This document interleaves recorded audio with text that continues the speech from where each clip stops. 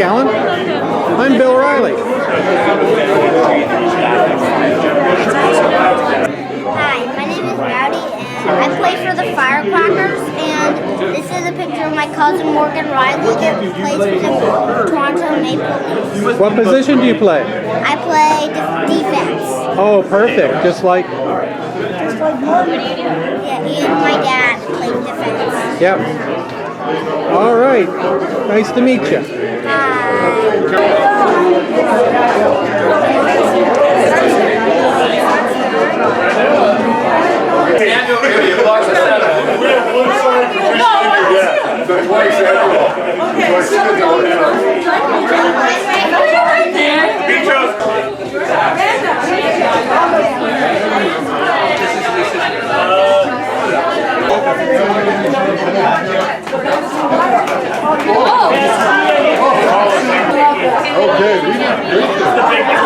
Bruce, thank you for doing this. Cheers. You're welcome.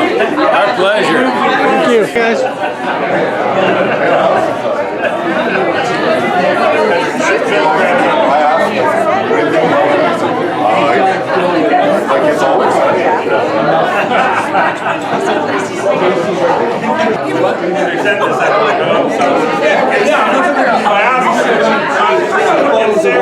you.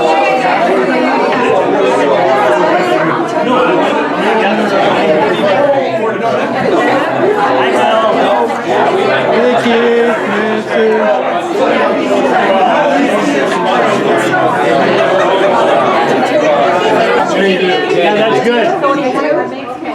I always hear you, honey.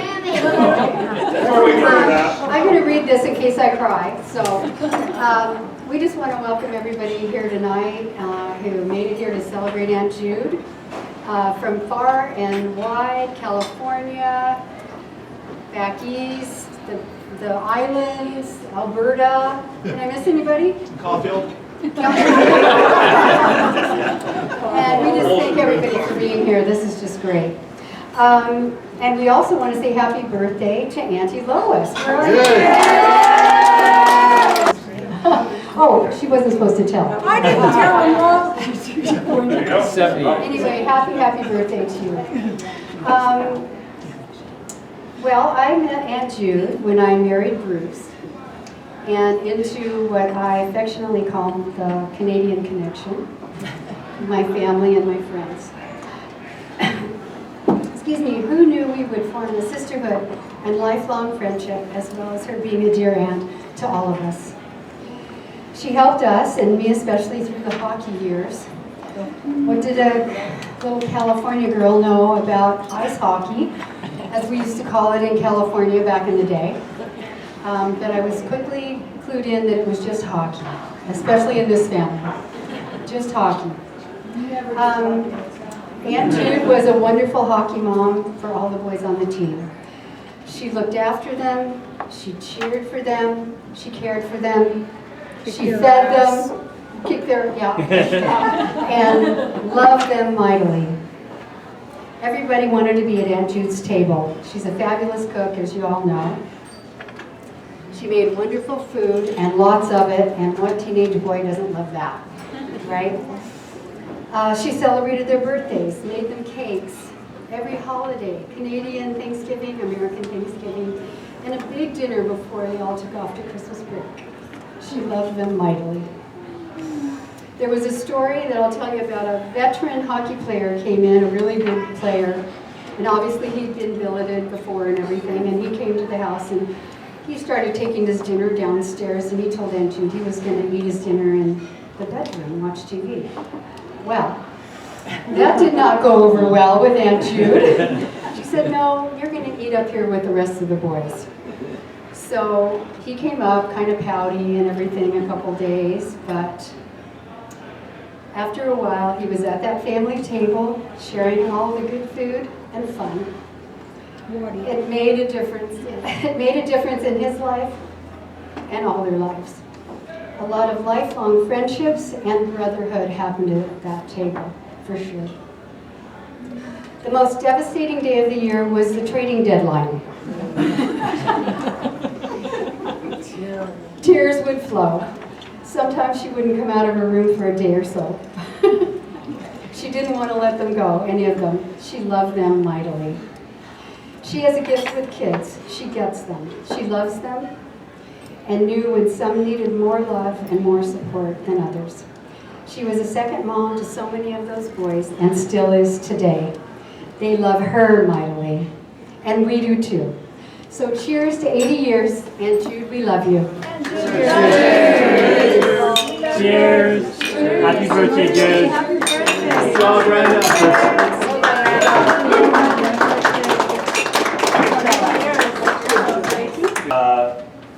Like she said, lived with us, took care of us when I was up here playing hockey.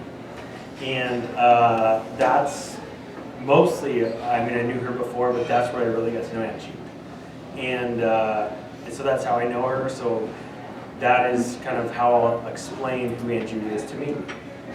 She took us in, took care of our team, took care of me, watched out for us, was a shoulder to cry on, was, you know, a sounding board, wasn't afraid to tell you when you were being a a-hole.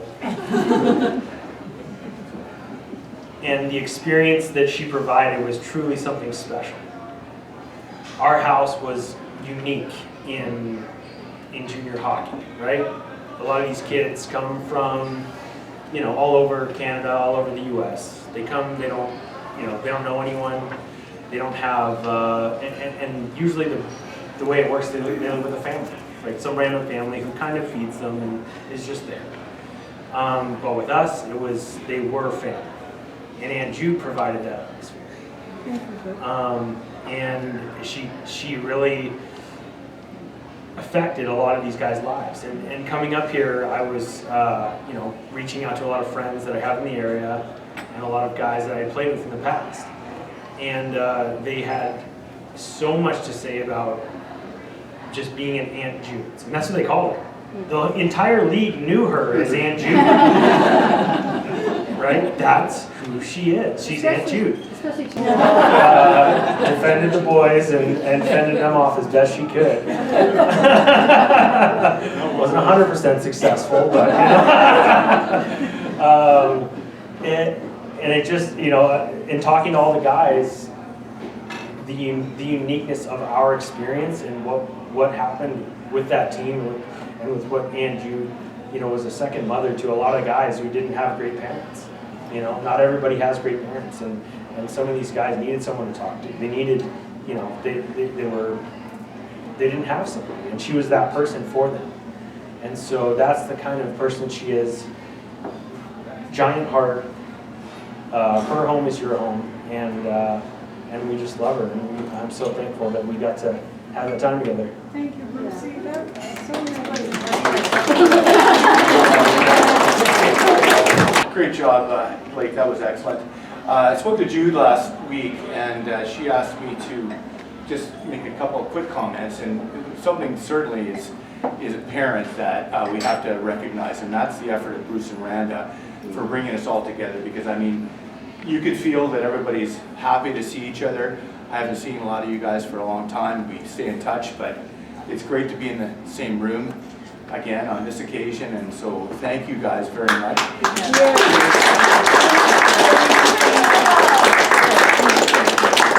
I think that it's particularly important to note that we brought the family together. Bruce and Randy thought it was a great idea to do that. And if you've ever been to Annie Judy's apartment, it's like a museum to her 5 brothers and 1 sister, and all of you people who have come from there. And so, send me a picture, I'll hang it up. so it's been a major effort. I said to Randa the other day that like bringing this crew together wasn't easy, and her next assignment is going to the Middle East and settling things down over there. Clearly a good diplomat. But for a lot of you young people, Aunt Judy's a senior person in the family now, and for some of us that are a bit older, the family, which we remember, grew up in Hamilton on 153 Balsam, right? Exactly. A family of... And 152 Laurier. and Laurier, and a family of 5 boys and 2 girls. Rose and George Sr., my grandfather, was the family, head of the family, and he was a good, honest guy, and all he did was carry a lunchbox to work and worked his best to try to give his family an opportunity to do as well or better than him. And I have to be honest with you that I see a lot of that same family and work ethic here, and I always have. And I'm very proud of the Riley name. Judy and I talked about it, and I'm proud of all you guys. So in closing, let's give a round of applause again to Bruce and Randa for bringing this together, because that's fantastic. Randa mentioned my mom's birthday, but I was going to mention that as well. I told him to say that. Grandma Lois, her birthday today too. We're the same birthday. Same birthday, has been for some time. And for all you Irish people out there, I know that the Riley name has got some mystical connotations about good luck and things like that. I've checked this out. I just want you to know, it might fall on Robbie's shoulders in the future, but if the Riley name ever goes on the Stanley Cup, everybody here gets to live forever. And the good news is, the really good news is, we all get to move into Bruce Randa's house. So thank you guys, appreciate it. Aunt Jude, we love you so much. And I love you too. You know what? Okay, look, let's have a lot of fun. Good to see you guys. Yeah.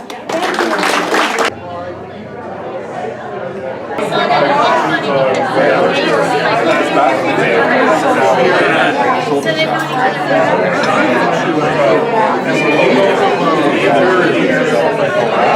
you.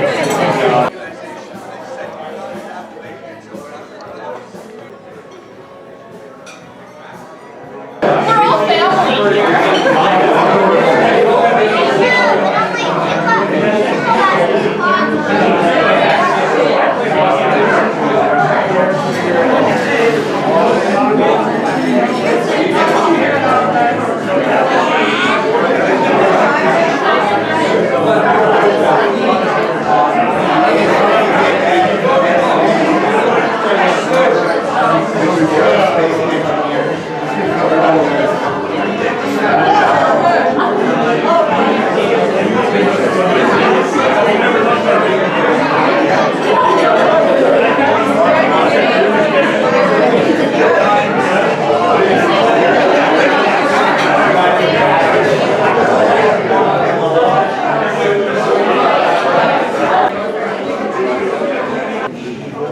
As we bring the cake, and we will say, happy birthday, Aunt Judy and Auntie Lo. Ready? Happy birthday to you. Happy birthday to you. Happy birthday, Aunt Judy and Auntie Lo. Happy birthday to you.